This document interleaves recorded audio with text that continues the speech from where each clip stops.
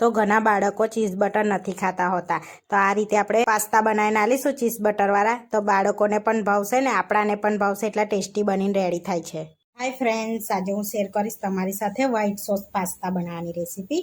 તો આગળ આપણે પાસ્તા લઈ લીધા છે. તો આગળ આ શેપના આપણે પાસ્તા લીધા છે. તમે કોઈ પણ શેપના લઈ શકો છો. તો આગળ 1 કપ આપણે પાસ્તા લીધા છે. હવે આપણે એને બોઇલ કરી લઈશું. તો આગળ પાણી ગરમ કરવા મૂકી દીધું છે. સરસ પાણી ગરમ થઈ ગયું છે. તો આપણે પાસ્તા એડ કરી દઈશું. હવે એની અંદર 1 ટેબલ સ્પૂન તેલ એડ કરીશું અને 1 ટેબલ સ્પૂન મીઠું એડ કરીશું. હવે સરસ બધું મિક્સ કરીને આપણે પાસ્તાને બોઇલ થવા દઈશું સરસ એવા. તો તેલ એડ કરવાથી પાસ્તા છૂટા રહેશે આપણા, અને મીઠું એડ કરવાથી ફટાફટ કૂક થઈ જશે. તો આપણા પાસ્તા થાય છે ત્યાં સુધી આપણે વ્હાઈટ સોસ બનાવી લઈએ. તો આગળ એક પેનમાં આપણે બટર લઈ લઈશું. તો આગળ 2 ટેબલ સ્પૂન જેટલું બટર લઈશું. હવે બટરને મેલ્ટ થવા દઈશું. તો આગળ બટર મેલ્ટ થાય છે તો 2 ટેબલ સ્પૂન આપણે મેદો એડ કરી દઈશું. અહીંયા 2 ટેબલ સ્પૂન ઉપર છે તો આપણે થોડોક 2 ટેબલ સ્પૂન જેટલો એડ કરી દીધો છે. સરસ એવું શેકી લેવાનું છે આપણે મેદાને, જેથી કાચો સ્વાદ પણ ના લાગે એ રીતનું. તો આગળ આપણે ધીમા તાપે એને સરસ શેકાવા દઈશું થોડીક વાર, જેથી કાચો સ્વાદ જતો રહે એ રીતનું આપણે શેકાવા દેવાનું છે. તો આપણે સરસ એવો શેકાઈ ગયો છે, જોઈ શકો છો મેદો. બસ 5 થી 7 મિનિટ જેવી ધીમા તાપે શેકાવા દેવાનો ને સરસ એવો. તો આપણે હવે થોડું થોડું એની અંદર દૂધ એડ કરવાનું છે, જેથી ગાંઠો પણ ના રહે એ રીતનું ધીમે ધીમે એડ કરતું જવાનું છે. આ રીતે મિક્સ કરતું રહેવાનું છે અને ધીમે ધીમે હલાવતા રહીશું આપણે એની અંદર, જેથી આ ગાંઠો બધી એ થઈ જાય.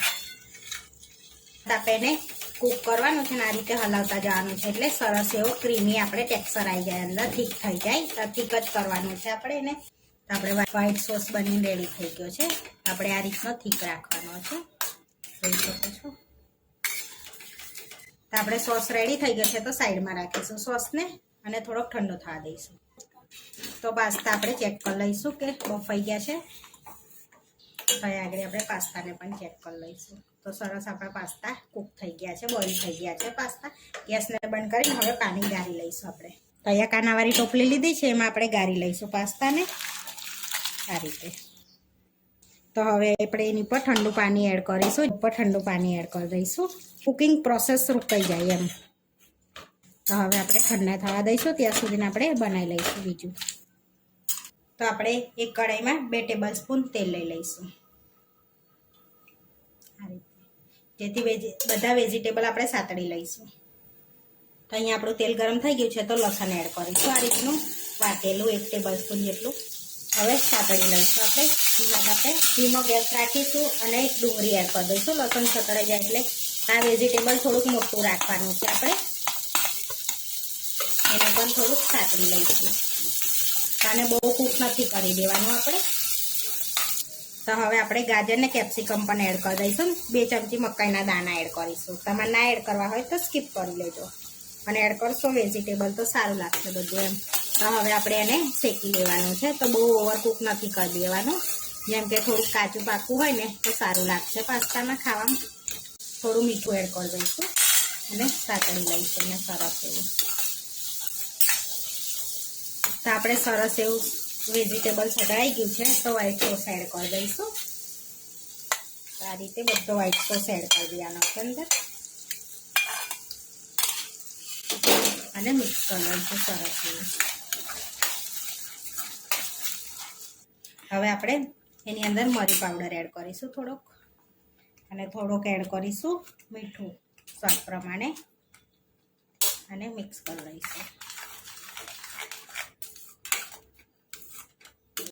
અહીંયા ચીલી ફ્લેક્સ એડ કરીશું 1 ટેબલ સ્પૂન જેટલું. તમે જેટલું તીખું ખાતા હોય એ પ્રમાણે એડ કરવાની.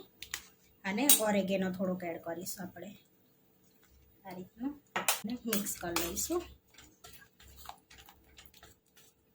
આપણે રેડી થઈ ગયો છે સોસ. તો હવે પાસ્તા એડ કરી દઈશું અને મિક્સ કરી લઈશું. આપણે એકદમ છૂટા છૂટા પાસ્તા છે, જોઈ શકો છો. હવે થોડી વાર કૂક થવા દઈશું આપણે. તો અહીંયા વ્હાઈટ સોસ પાસ્તા રેડી છે. તો આપણે એની પર ચીઝ છીની લઈશું. તમે ચીઝ સ્લાઇસ પણ એડ કરી શકો છો. અહીંયા આપણે ચીઝ ક્યુબ છીનીએ છીએ, આપણી પાસે છે એટલે. તમે સોસમાં પણ એડ કરી શકો છો, આ રીતે ના એડ કરવો હોય તો.